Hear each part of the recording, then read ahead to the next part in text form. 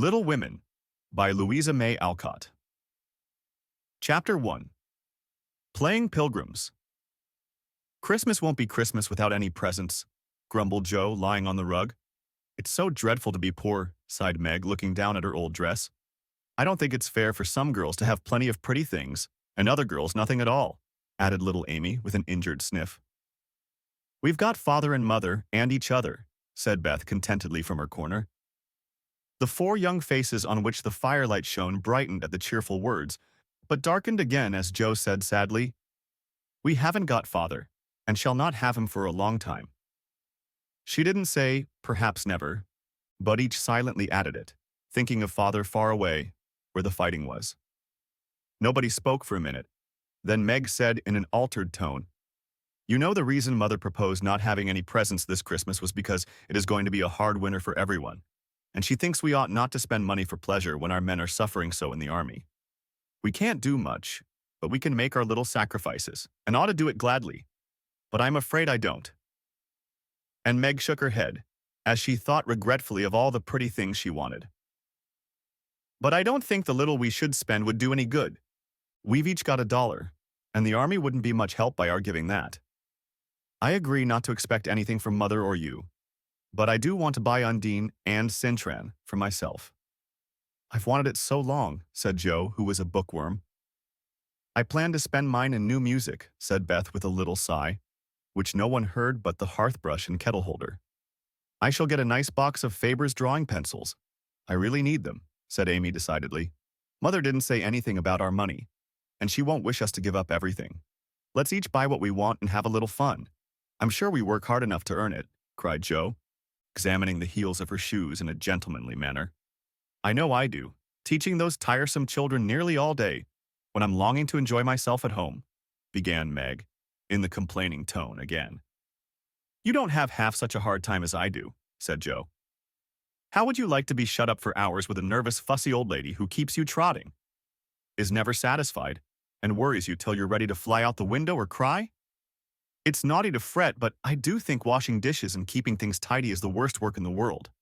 It makes me cross, and my hands get so stiff I can't practice well at all. And Beth looked at her rough hands with a sigh that anyone could hear that time.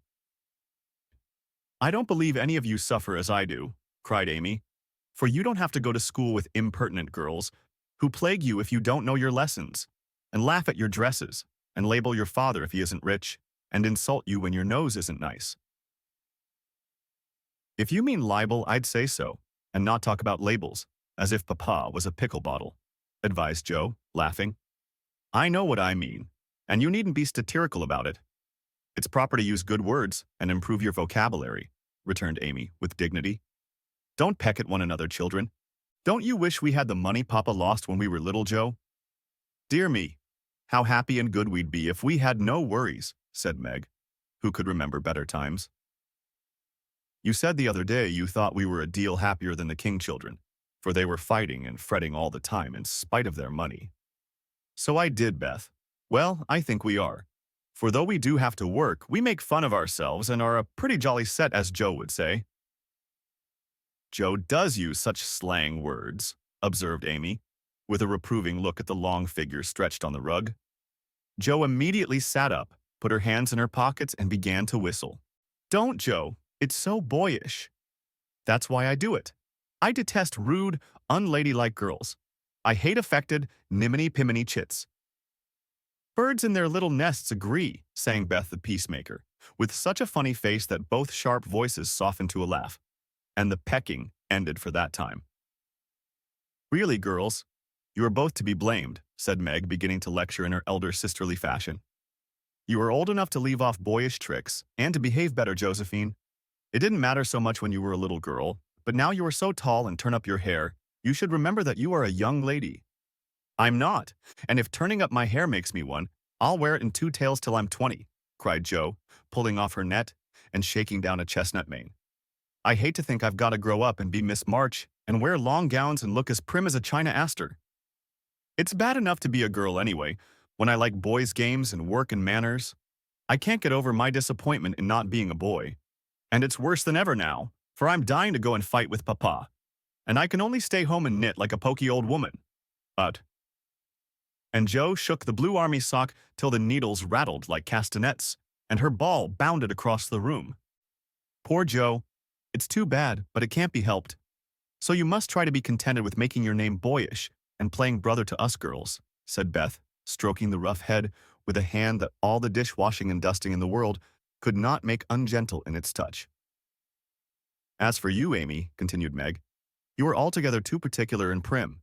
Your airs are funny now, but you'll grow up an affected little goose if you don't take care.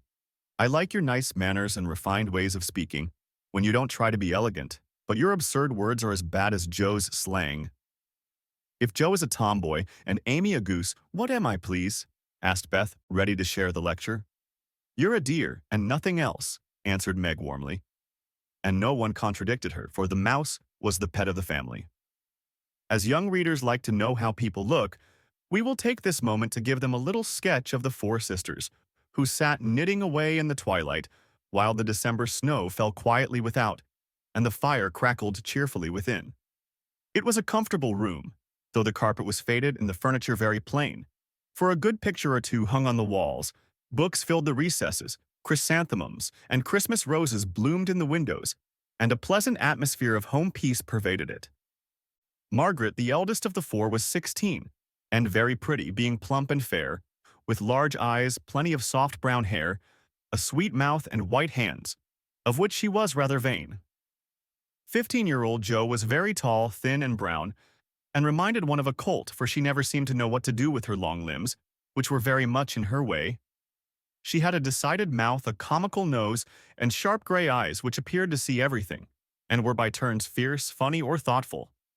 Her long, thick hair was her one beauty, but it was usually bundled into a net to be out of her way.